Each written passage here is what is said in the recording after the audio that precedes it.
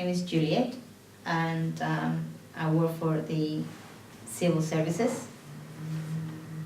And I'm also a panel member at Southwark Youth Offending Team. I do this voluntary basis.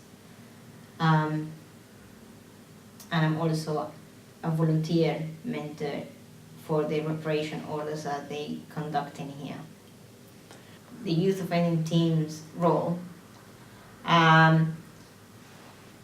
is basically that platform of providing the service to a young person that is at risk of offending, of reoffending, or who is first-time offender, and is providing that platform to change his or her pathways and change providing that the right support level is there from the organization, is to help the young person to move forward away from a criminal life.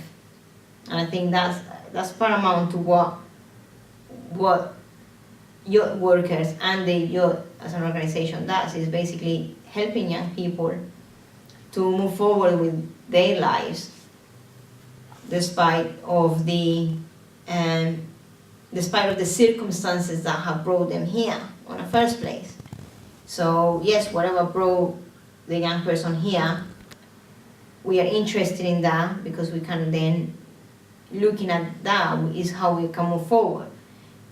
But we're more concentrating on what other support we can offer the young person to continue moving forward and not going back to a life of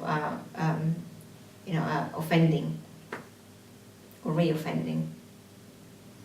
Reparation orders are basically those that are, when the young person gets convicted of an offense in court, then they come to the youth offending team to pay back to the community.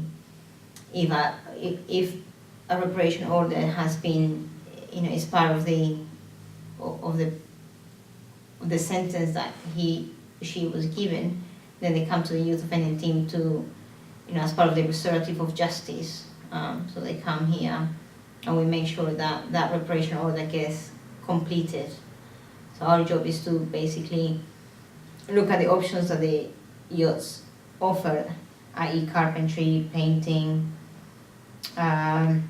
decorating, anything that is unpaid work, and that the young person has to complete during the period that sentence lasts. So if the young person is has a 6-month sentence, then his reparation order will reflect that, not for the period of 6 months, but we might probably depend on the offense that the young person also committed. We can perhaps say, 10 hours, 12 hours. We stipulate the hours that the young person has to complete.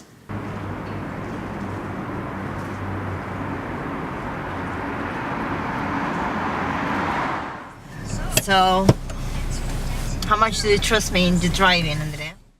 What exactly is a community reparation member? It's basically a regular member of the public coming together with a young person and see how together they can make amendments to the community, but also looking at the needs of that young person. You see, that might have probably been overlooked by other agencies. Social services could be one of them. So we don't only tell them you have to do community service, we also suggest other helps. I mean, for example, if drugs is part of that young person's life, we also offer, drug counseling and drug advice for young people. We also do victim awareness.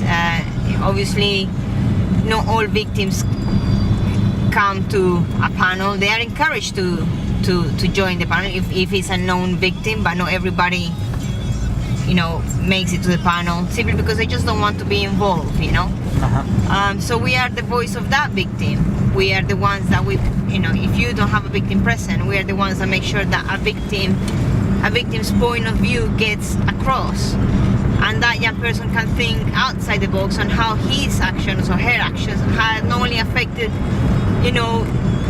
the community, but even his family or her family. It's not only one person that gets affected by by their behavior. It's looking at the bigger picture and looking, let them think outside the box a little bit. We deal mainly with those ones that are carrying weapons, Okay. So they're caught carrying the weapon, but not necessarily, because they've been convicted of stabbing someone, if that makes sense, right? Mm-hmm.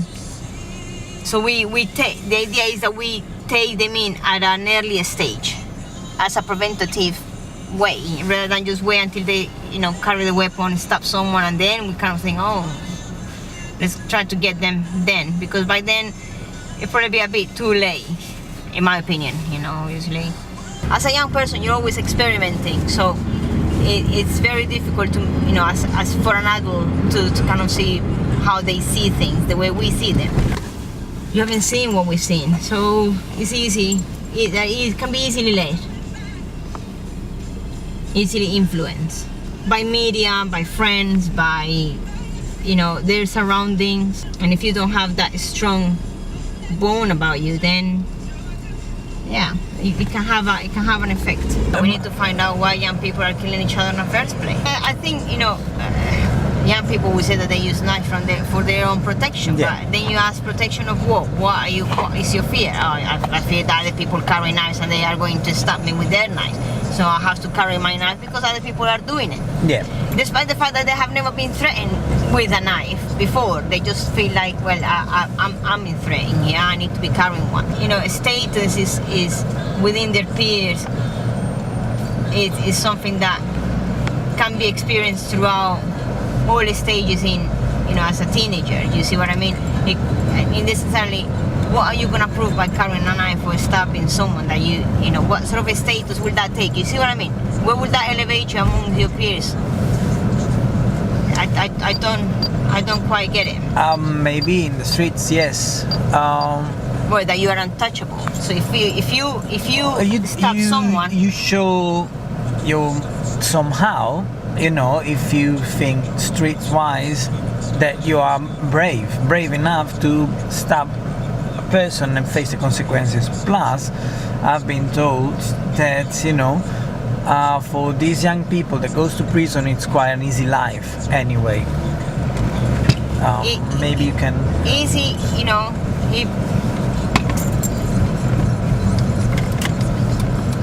it is perhaps an easy life, but it's a life that of surveillance. It's a life that they are there confined in those four walls for 24 hours a day, 7 days a week. So for them, they can say, yeah, it's an easy life, I don't have to do anything. But when your conscience kicked in and you kind of think of all the things that you're missing out and all the things that you're not doing that other friends of yours are doing, and the things that you could have been doing that you're not even there. And when people, and how many of your so-called friends are actually coming to see you when you are in prison, then when that reality kicks in, it's not anymore about having an easy life. You could have, at the end of the day, how bad could have been your life before you went to prison? What's an easy life? Or having a free meal and having, time at the gym and having 1 hour a day to exercise in the yard and having, how bad could have been your life before that you wanted to kill someone and take someone's life for you to have that easy life? It's not an easy life. You're wasting your life. You're wasting however many years you've been given. Yeah, but they discovered this just after they made the big mistake of having killed or stabbed someone, unfortunately. You see, I think one of the things that perhaps I think is that they don't go out there actively trying to murder that person. I think, obviously it happened that person dies as a result of it, but their intention is not necessarily to kill that person. Do you see what I mean?